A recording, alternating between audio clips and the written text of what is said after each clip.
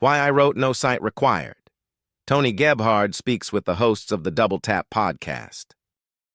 Listen, for people who don't know, although they do because they would have listened to our show and heard me talk about it, but tell us about the book. Tell us about No Site Required. What was the idea behind it, if we can't guess? I think in a lot of ways, first of all, there's never been just a centralized place where this stuff is just written out boldly from a first-hand perspective.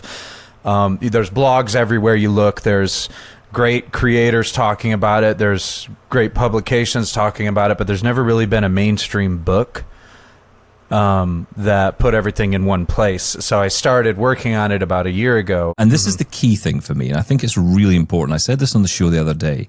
I think what's wonderful is you've included a real primer on the screen reader.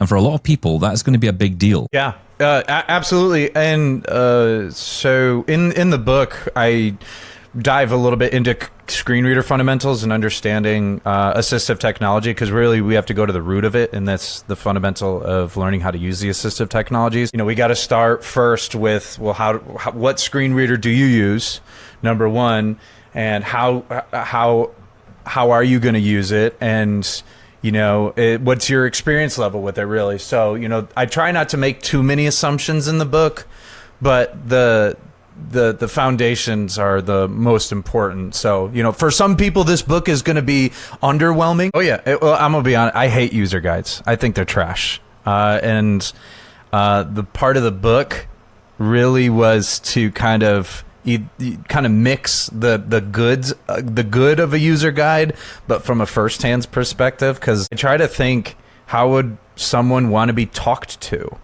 as well, right? The delivery is everything, because we can't just use intensive vocabulary and very verbose language all the time, because again, it's that balance of underwhelming versus overwhelming. I don't know, but I'm still trying to figure that out too, since this is my first book. So so it's about putting ourselves in their shoes and figuring out, well, how can we communicate it to them? How can we make this an easier, more comprehensive piece of text? And I was even nervous about making the book 122 pages. I was like, God, that seems like a lot. Came down to making the decision that, you know what, let's just treat this like a classroom.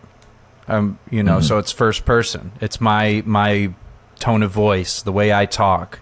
We'll figure this out together, and we won't gatekeep a thing, and it's gonna be a fun thing. It'll be fun, and if you're still crying at the end of it.